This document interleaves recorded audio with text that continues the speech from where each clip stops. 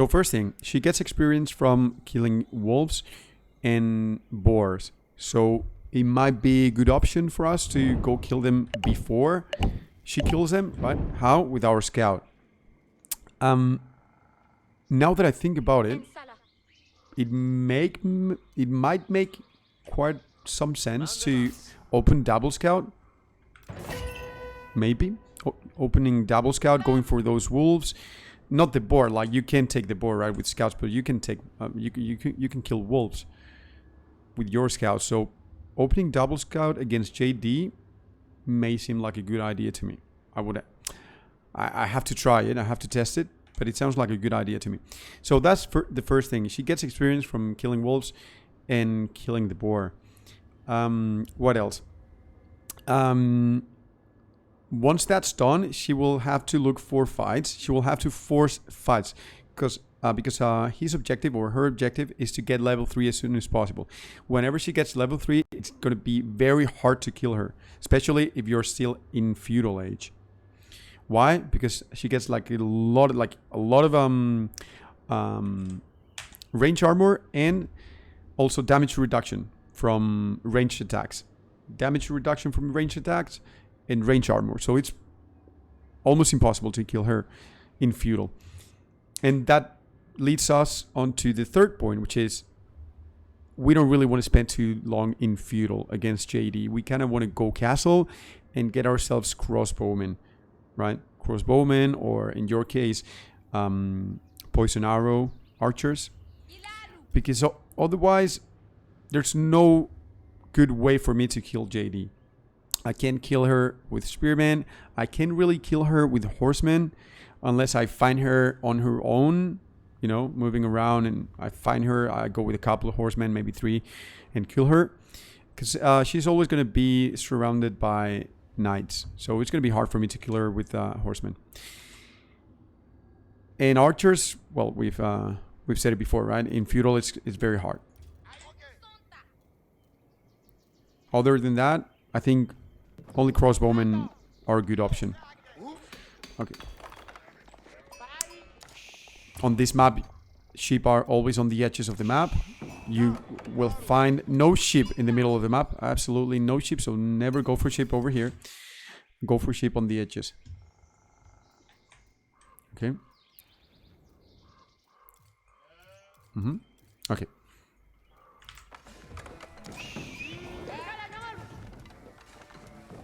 Keep scouting. You completed like 1/4 of the map, but you can keep scouting. Always try to break the map into 2 pieces, right? So in this case, you would break the map like this, right? If you're here, your opponent is sitting here, okay? So you can actually go a bit farther on and scout this side of the map before coming back, okay? Because at the end you will have to you will have this side of the map for you, and he will have this side of the map for him.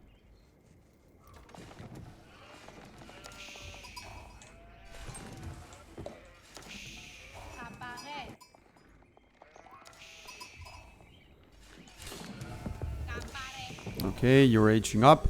Again, think where you want to place your cattle ranches, okay? If I were you, I would place them probably here. First one here, second one here, third one, fourth one, right? And I would place my castle landmark, castle H landmark, right where you're placing your Mansa quarry. Okay, so I would actually place this one over here. Usually, I like to place it wherever I have my berries, because I know I'm not gonna be building cattle ranches there, right?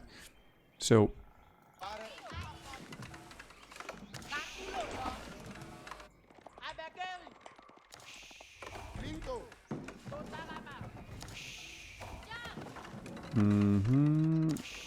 that's the closest wood line. Yeah. Always try to place your lumber camps wherever, like inside the range of the TC. So this is not inside. You want to place it here. Okay? Because in case you get raided, the knight will take damage from the TC. But if you place your lumber camp outside the range of the TC and he comes over here and raids, he's going to do it for free. He's not going to take any damage. Okay, let's see. Build distribution. We have too many villagers on food, too few on wood. Now we want to be working on adding those cattle ranches. We want to be working on getting military production buildings, and that's why we will keep only four or five villagers on food, and we will send the rest of them onto wood. Okay, 4 villagers in gold is standard. It's fine. You need the gold for not only eco upgrades that you should be getting. Again, I like getting products and peak first ones, but also for those cows that you will have to start putting into the cattle ranches. Okay, now you're floating a lot of gold. Okay, getting me some upgrades, that's good. But still floating a lot. Get more upgrades. Okay, I see this a lot. This tower is worth 100 wood. It is quite a lot of wood. Wouldn't it be better for me to get a short wall like this, which is only like 30, and it's actually more it's safer. It is safer because if I place a wall here, he's no longer coming this way.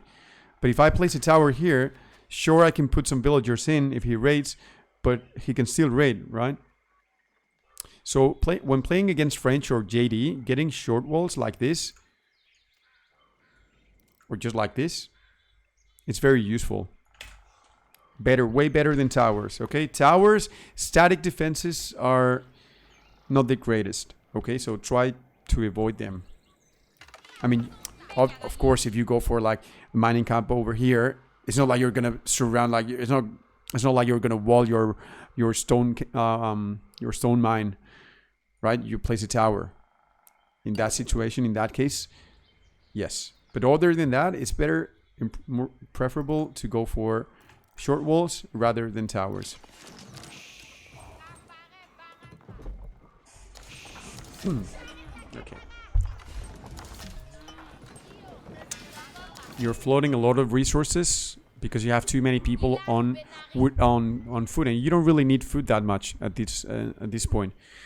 You need wood and gold for those cows and for those production buildings. Now you're running short of wood, and you can add an archery range for jab throwers. Because how are you going to kill JD when she arrives? You need jab throwers. If you try to kill JD with Donsos, you're going to get melted, and you're going to give her a lot of experience. Idle villagers, remember how important it is. 40 resources per minute. These guys have been idle for 10 seconds or so. So let's say 15 seconds. That's 10 resources times 9. 90 resources that you're not gathering because they've been idle. Okay. Quick tip when playing Malians, I also do this. Like, I also go for berries, but I've seen pro players and I think it's better, and I'm doing it myself now. Instead of going for berries, unless you have to take them out of the way, which is your case, and I understand why you're getting berries, get one cow or two here and gather from cows, because gathering from cows is way faster than berries, and you're gonna hit a faster castle timing if you do that. Una pregunta: poner casas alrededor de la mina de cielo abierto funciona. Sí, es que cada casa te aporta oro pasivo, 8 de oro pasivo, cada casa alrededor de la mina a cielo abierto.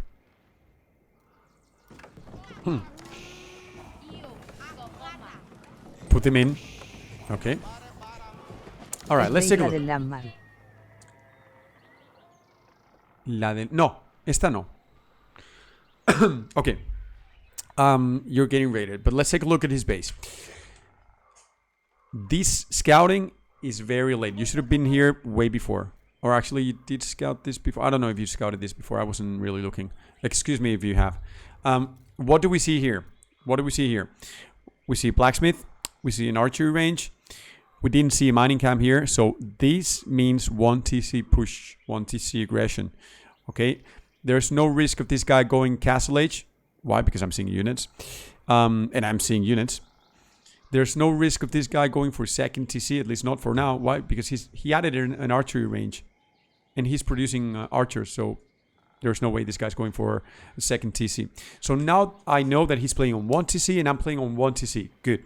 That means that my economy is better. Why? Because I'm adding cows. And I don't know if you guys have noted, but when looking at the charts after the game, you go into economic units.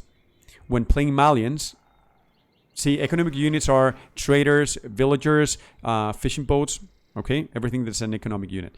But for Malians, cows are also economic units. So going back to my previous point, if we're both sitting on 1 TC, my economy is better than his.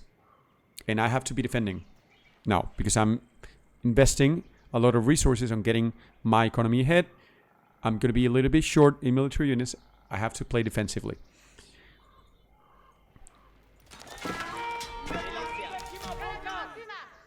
Okay. See, he just gets in with the net, and there's nothing you can do. Let's get into caster mode. Okay, you now added some walls. That's good. He only killed 1 villager. You got textiles. Awesome. Very good. Many times we forget about getting textiles, but when playing against aggressive civs, especially early on, like French, JD, Mongols, even English sometimes, getting textiles, it's a very good option. It's a very good thing to do. Okay. Let's take a look at your upgrades. Okay, go for pick. Pick is very important. Pick is very important for Malians. You're gathering gold with the 8 villagers. Pick is very important. Now, you will lead an archer range. Good job. You're producing jab throwers. Nice. Where's your scout? Oh, your scout is here. You should always have your scout. Unless you're like trying to track his army, you should have your scout somewhere around his base, right? To see whether if he's producing more units, or if he's going castle, or if he stopped producing units and he's going for a second TC, you need to get information. Many times we all end up with the scout in our base.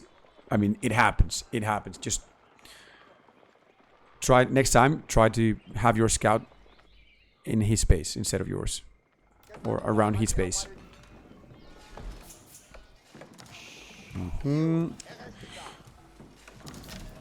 This looks very good so far. Very, very.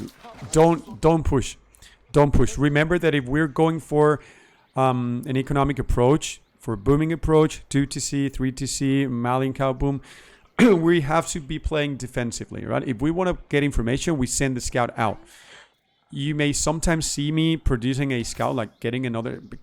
I get my scout killed, and you may see me getting another scout from my TC. That's bad. You shouldn't do that. I mean, you shouldn't lose your scout in the first place, but sometimes you need to produce another scout and go see what's happening. But what you never do is pushing out with your units. Why?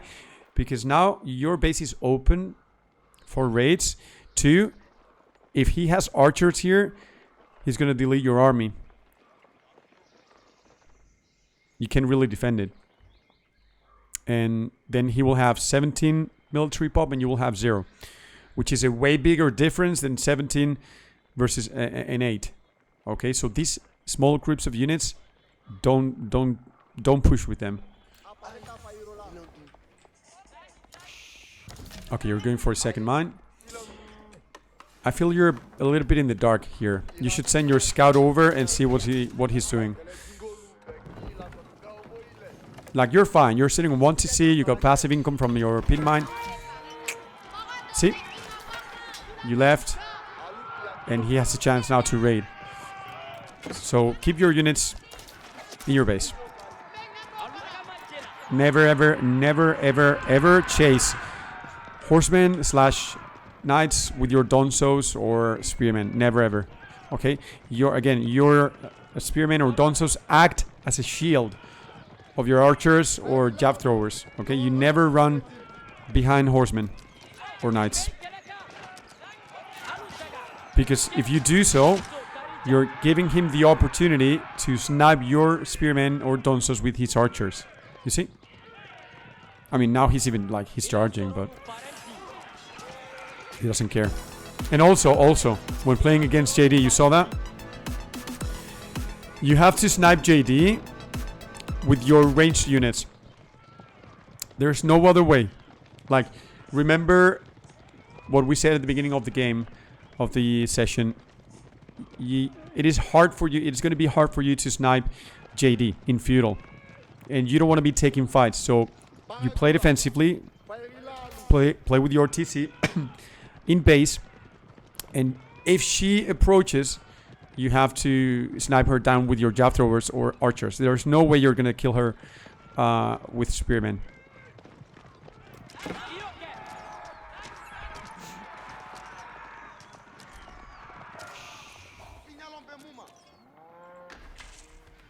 A lot of idle.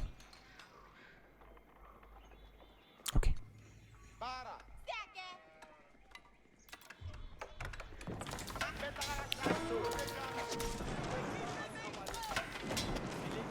When playing against French, I wouldn't go for a second, or JD, I wouldn't go for a second pit mine.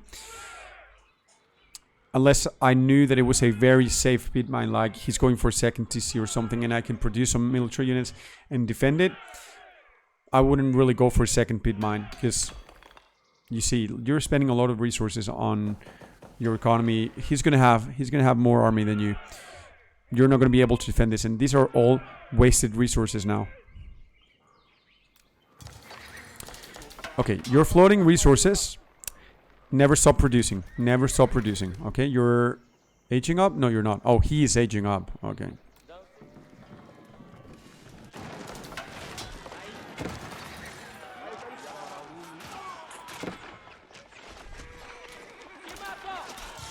The only time you want to throw your spearmen onto your opponent is whenever you're running a dual comp of horsemen and spearmen. Why? Because when throwing everything to your opponent, onto your opponent, he will be the one microing his units to snipe your spearmen. It is a very hard micro, actually. You have to be like kiting back with your archers and with your cav, and trying to snipe at the same time spearmen. It is a very hard micro. If you're running spearmen and archers or jab throwers, do never do this, okay? Never, ever. Never. Keep your spearmen inside the jab thrower group. And only get out whenever he gets close with his knights. And she's level 3. Now it's impossible for you to kill her. Look at that. 6 range armor. 6 plus.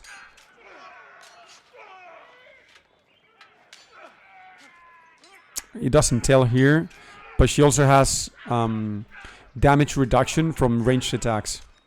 So you're dealing close to no damage.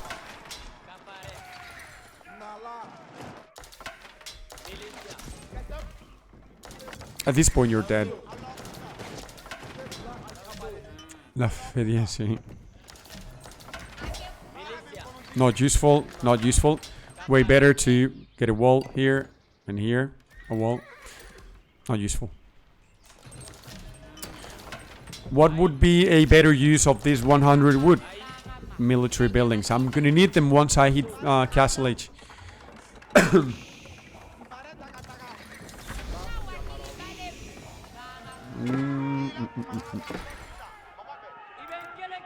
Same mistake again. Well, this time you kept your army in base. You're getting your upgrades. You're not getting the Donsu upgrade. No, you're not. You should get it too. Okay, you're getting it now. Good. He doesn't have a very big army though. Like, look at his resources. He's floating a lot of food. He's not macroing well. But you don't know that, right? Eco upgrades. You're still missing peak. I like to get, obviously, level 1 all of them. And then in castle, I prioritize horticulture because it affects cattle ranches and peak.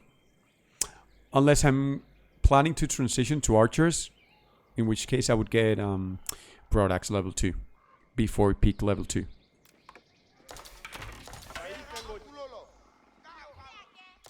If he catches these 18 villagers, you're dead. That is very risky to do. I would send 1 or 2 villagers only. Oh, you're running out of gold. Yeah, okay. I see. Okay, sofas.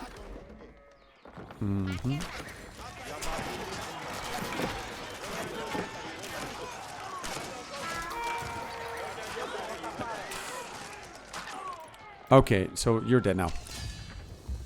Okay, let's go through quick summary. Maybe opening double scout is a good idea. Trying to deny those wolves. If you can deny boar, that's even better. But you can't do that with scouts. You have to do that with either vills or military units. You don't want to be taking fights against JD, because otherwise you give her XP. There's only one way of killing JD in feudal, and that's with range units. I mean, you can kill her with horsemen, but she's going to be surrounded by knights, so it's a quite hard thing to do. You're booming. You're playing on 1 TC in cow booming, so you don't want to play aggressively. You have to be playing defensively. That means getting donsos, getting jab throwers out, getting some quick walls before towers. Archer and donso. No, you can go with jab throwers too. I mean, you always have to look for a counter to whatever your opponent is getting out, right? If he's getting knights out, then you need donsos. If he's getting archers out, then you need jab throwers. If he gets spearmen out, then you get archers out. You have to look for the counter unit. If in Castle Age he goes for a lot of armor units like men at arms, heavy knights, you don't really want to be sitting on 40 jab throwers, because those are too many, and you will have to be microing them, like getting small groups and targeting different units. So you kind of want to transition to archers, right? Poison arrow archers. What else? When playing against very aggressive civs, I would delay my second pitmine a little bit until I'm completely sure that he's either going for a second TC or a more defensive strategy. Or we fought, he attacked, we fought, 86. and I won. Hear someone speak Spanish? Hola, Juli. No, ya no eres sub ni nada, Juli. Ya no me quieres, tío. Or if we fight and I win, I have map control, I can safely go out and get a second pit mine. Other than that, remain in base, play defensively, work on your cow boom, and wait for him to attack. Bear in mind that if you don't fight too much, JD won't get too much experience. So you're delaying her level 3. Okay, any question, Sniper? Gracias, tío. A ti, mi niño. Any question? Me traicionaste con el idioma. Y tú me traicionaste con el apoyo, entonces te tienes que alegrar por mí. No? Okay. Well, that's it. Ver si mejoro. Let me know. Let me know next time you play against JD. JD is a very tough matchup. Like, I don't blame you for losing that, because I lose those matchups myself too. So, and we all know that JD is very, very, very strong. So don't feel bad.